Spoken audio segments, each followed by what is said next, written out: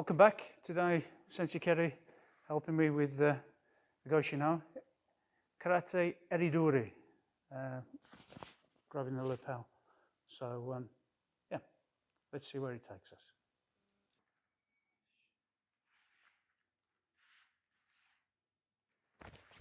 Yeah,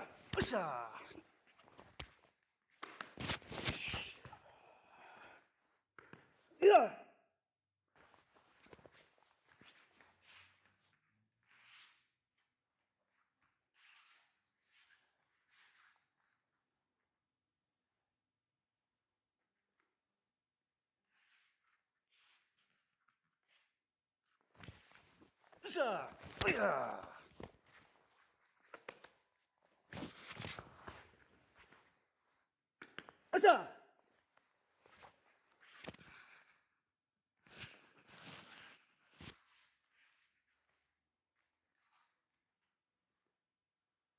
Okay, breakdown.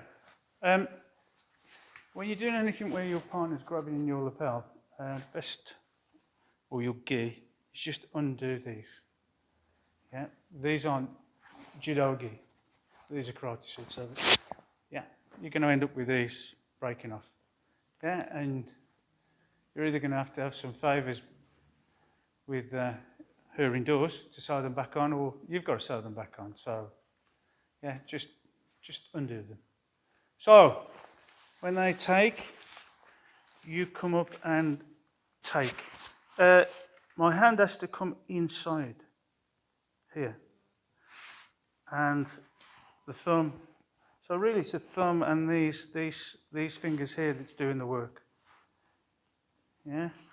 So backhand and right the way in, MP. If you go right the way in, come round. If you go right the way in for the MP, watch this elbow. Now you can get your head round. Now, can you see? Come around this way. Can you see the thumb and the wrist? But it's not just this that's doing it, it's my body. It should be your body, not just your hand trying to do it. Body. And try and get it underneath. And your other hand comes in control. Here, if you want both hands doing it, fine. Come out.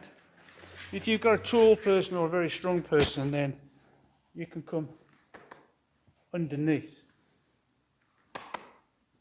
and turn. Wrist. Go down into Shikadachi, and this will come with you and into the shoulder blade as you take down. Once more. Let's get it. 1, 2, underneath, up, take, drop. Can you see how the hand comes in, back here, stow, follow through, in, knee into the back,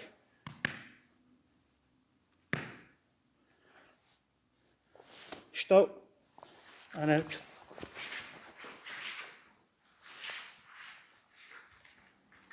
So it's all about trying to make sure you're using your grip correctly and your body to move. A couple of points to look out for in this technique. We've mentioned this on a previous video, but the grip. Don't get your thumb involved. If Tori spins quickly, you can end up breaking your thumb. It's called a pocket grip. So you grip with the main fingers, but keep the thumb out. So if they spin and it's too much pressure, you can loose. But if your thumb's caught in the clothing, you can get your thumb broken. So a safety point.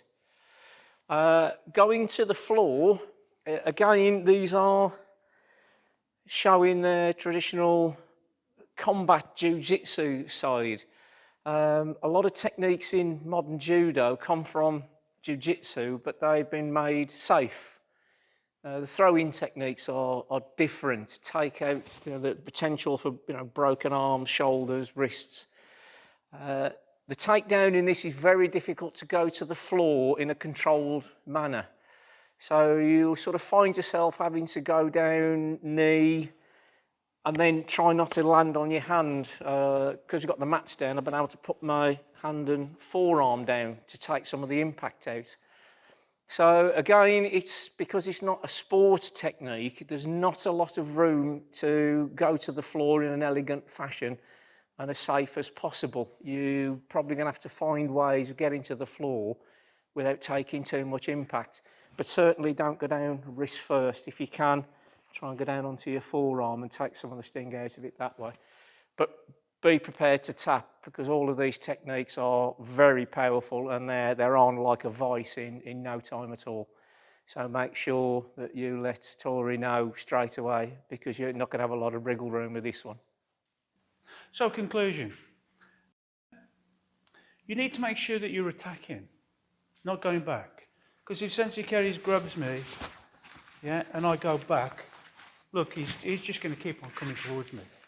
So you've got to make sure that you go in to it and in again.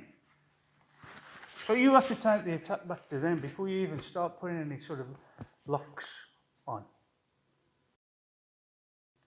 And you need to make sure, I know I've mentioned it before, you need to make sure that you are using your body and your body turn, not just trying to use your hand and your wrist, trying to do it on the spot. But make sure that your body is actually, if your hand's in the right place, you shouldn't have to do anything more with it. But just by moving your body around. Can you see the effect it has? I'm not actually doing any squidgy bits with this.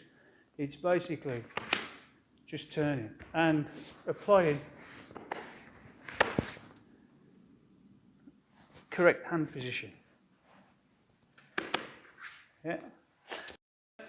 Coming back to Sensei Kerry's advice about the grip. I've seen my Sensei Schmidt do this, and it relies on them when they have their thumb inside. And I've seen him do this one where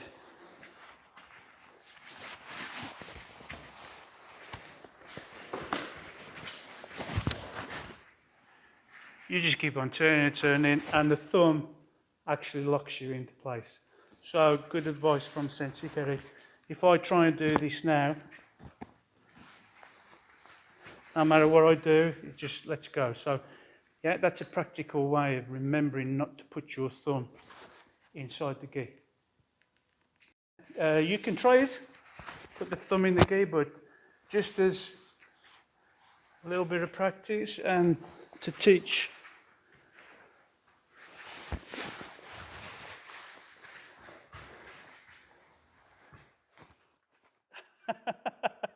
We're locked. Okay, let's go back. So you can see how it locks. So make sure your thumb's outside. So if you take one thing away from this, get your thumb on the outside. Okay.